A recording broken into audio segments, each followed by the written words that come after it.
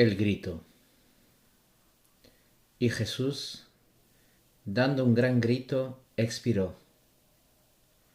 Todos se preguntan por qué gritó en ese momento tan terrible.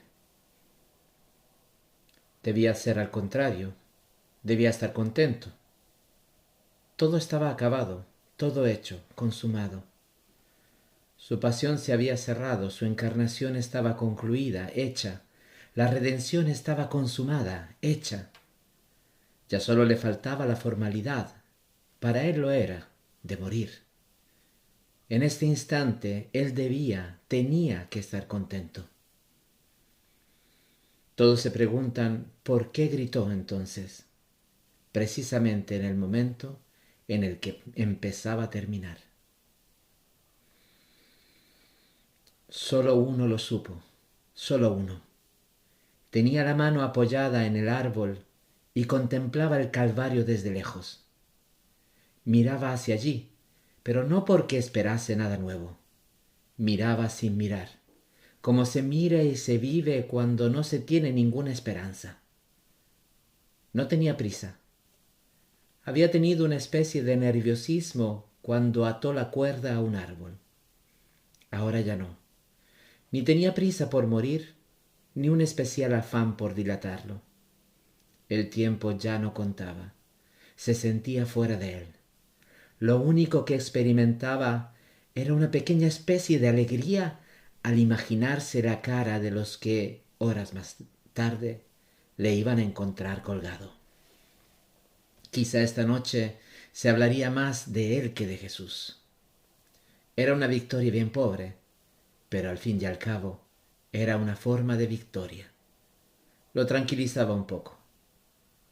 No sentía ninguna intriga por conocer lo que estaba sucediendo en el Calvario. Sabía de sobra que todo sería absurdamente mediocre. Un desconocido que pasara por allí ni diferenciaría la muerte de Jesús de la de los otros ajusticiados. Rara especie de Dios decepcionante. Era lo último que uno podía imaginarse. El Dios de los profetas, el Yahvé de los truenos, era algo que valía la pena. Pero un Dios que comía sardinas, que se levantaba con ojeras de sueño a la mañana, un Dios que bostezaba, era algo neciamente grotesco. Había venido para redimir, y había sido él contagiado. Se le habían pegado todos los defectos de los hombres hasta convertirse en un Dios mediocre, sin la menor grandeza. Recordaba la noche que le contaron los primeros milagros, antes aún de conocerle. Había soñado en él, se lo había imaginado grande, magnífico. Al resucitar a los muertos todo temblaría junto a sus manos, el aire se rasgaría como una piel desgarrada. Y cuantos lo vieran sentirían su alma resquebrajarse como tierra abierta por una poderosa raíz. Pero le había desilusionado pronto. Hacía los milagros como una especie de desgana. Al dar la vista a un ciego parecía que el sol debiera multiplicarse. Pero no había nada, nada fuera de los gritos histéricos del curado que corría a besar a sus hijos y emborracharse luego. Desde luego no era un héroe, ni un gigante. Desprestigiaba a Dios. Le costó desilusionarse. Cada noche volvía a soñarle grande. Se lo imaginaba coronado, arrastrando un largo manto de púrpura, no hablando sino después de sonar una trompeta. Pero bastaba verle despertar para desilusionarle. Se encaminaba hacia la fuente como todos. Se lavaba con un gesto cansado y estaba ahí aún mucho tiempo bajo la modorra. Se le notaba que nada había habido en sus sueños que fuera distinto de los demás hombres. Quizá ni sueños brillantes como los suyos tenía. Y sus palabras eran todo menos regias. Resultaba aburrido las más de las veces, y cuando su palabra se inflamaba lo que tenía de calor era empobrecido por su lenguaje, tosco, miserable, de hijo de carpintero. Ah, sentía casi ganas de reírse al recordar cuánto había deseado que lo eligiera discípulo suyo. Ser elegido, ser elegido. En torno a él nadie deseaba otra cosa. Pero ¿había sido acaso un honor ser elegido como uno más entre los 12 necios?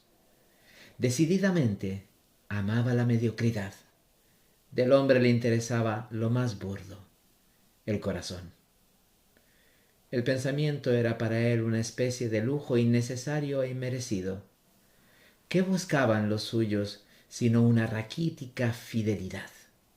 Decía haber venido para salvar al hombre, pero lo mejor del hombre, los mejores hombres, se le escapaban. Reino de miserables sería el suyo en todo caso. No lejos de él pasó un relevo de la guardia romano. El final debía estarse acercando para Jesús. Un final torpe como su vida, pensaba. Intentó imaginarse cómo hubiera sido la muerte de Satanás. Grande al menos, heroica. Todo el cielo hubiera estado en vilo y toda la tierra traspasada de horror. En la de Jesús, no. Los soldados que acababan de pasar a su lado iban hacia el Calvario bromeando. Minutos después jugarían a los dados bajo la cruz, comerían naranjas junto a su sangre. Brava manera de morir un dios. No quiso pensar en las 30 monedas. Necio, también él, contagiado de la mediocridad del maestro. No había ni sabido hacer una traición digna. Odiaba ese minuto de su vida, no porque estuviera arrepentido de él, sino porque le dolía no haber traicionado a lo grande. Tirar 30 monedas no era un gesto. Haber podido tirar 1000 lo hubiera sido. Y le juzgaban tacaño. No, era despilfarrador. Eso es lo que era. El lujo de gastar, de aturdir, era su sueño. Algo acaba de crujir en el cielo. No, nada. Una nube por delante del sol. No sería ni capaz de hacer estallar una tormenta que coincidiera con su muerte. Un dios carpintero no puede ir más allá de saber hacer bancos. La tormenta es un lujo de los grandes. Satán lo hubiera hecho. Satanás crucificado, él sí que hubiera sido magnífico. ¿Y si él volviera? Sí, ahora lo sabía. Él, Judas, tenía en la mano la última oportunidad para Jesús.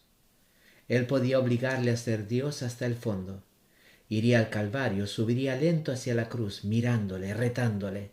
Quizá viendo al traidor le renacería el orgullo de ser lo que era. Quizá lo fulminaría allí delante de la cruz, y Judas caería roto como un pelele desmantelado.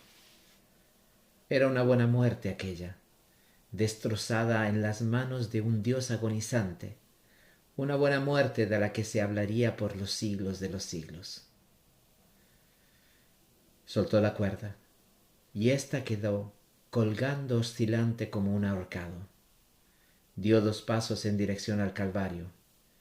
Viéndole, estaba seguro, Jesús, al menos una vez, se olvidaría de ser hombre, un carpintero, y cambiaría el miserable amor por el furor, que es el amor de los dioses. Caminaba satisfecho de haberlo descubierto. Antes o después se demostraría que la cabeza era mejor que el corazón y que eran las grandes ideas y no el amor quien gobernaba el mundo. En los labios le nació una sonrisa que era dulce de tan amarga como era. ¿Por qué se detenía ahora? Si se retrasaba, él era capaz de morir sin enterarse, gris como mueren los hombres, sin un gesto digno de él. Había que provocarle, obligar al Dios que llevaba dentro a salir de la madriguera humana en que se obstinaba a encerrarse. Y sólo él, Judas, era capaz de hacerlo, obligar a Dios, a ser, cuando menos, tan grande como Satán. Pero, ¿por qué se detenía ahora? ¿Por qué los pies se le hacían tan infinitamente pesados? El arma que tenía entre las manos era infalible. ¿O acaso Cristo sería capaz de verle sin que la cólera se le desatase? Lo había hecho el día de los mercaderes del templo, el único día que había estado a la altura. ¿Y no lo haría ahora? ¿Por qué entonces se detenía? ¿Por qué estaba allí, clavado, a pocos pasos del árbol del que la cuerda pendía, oscilando aún, como sin resignarse a perder su presa? Eran los ojos, sí, eran los ojos. Si no se los hubiera imaginado, todo sería más fácil. Su mano enarbolando un látigo podía ser terrible, pero los ojos no. Ahora estaba seguro. Si él iba al Calvario, Jesús sería capaz de perdonarle. Lo sabía muy bien. Elegiría la misericordia y no la justicia. Estaba obsesionado con la misericordia. Creía que su misión de hijo de Dios era excederse, perdonar demasiado.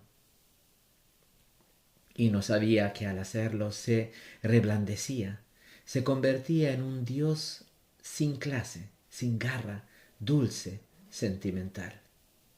Sí, era muy capaz de perdonarle. Quizá hasta sonreiría desde la cruz, en lugar de fulminarle, si le veía venir. La otra mejilla. Sí, esa era su teoría preferida, la de los bienaventurados pacíficos sin coraje. Tuvo miedo. Este sí que sería un final miserable para los dos. La horca tenía al menos una cierta grandeza, pero ser perdonado, vivir luego entre los apóstoles babeando misericordia. Él tenía alma para ser odiado, no para ser compadecido. Era justicia lo que necesitaba y no carantoñas ni mimos. En la cola de los amantes estaría siempre de los últimos, quizá ni siquiera el último. Prefería ser el primero de los odiadores. Necesitaba sentirse lleno, aunque fuese de negrura. Giró sobre sus talones, sintiendo vergüenza de sí mismo, por aquellos pasos que le habían acercado hacia Jesús. Dijo, no. Saboreó una especie de gozo al negarle a Cristo aquella alegría que él y sólo él podía darle en aquel momento. No, repitió. Y cuando sintió sus pies en el vacío, como buscando algo a que agarrarse, le pareció oír que alguien, muy lejos, infinitamente lejos, había gritado. Un grito terrible, el grito de alguien que sabe que algo se ha perdido para siempre, como el grito de un Dios que sintiera que un pedazo de redención se le escapaba de las manos y que rodaba implacablemente abismo abajo por la eternidad.